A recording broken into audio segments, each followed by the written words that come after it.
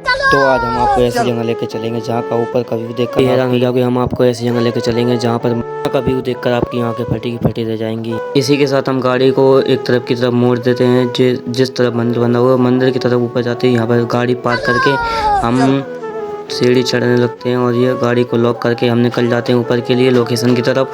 और ये लोकेशन को देखते हुए बहुत ही अच्छा नज़ारा दिख रहा था। यहाँ से तो व्यू बहुत अच्छा आ रहा था।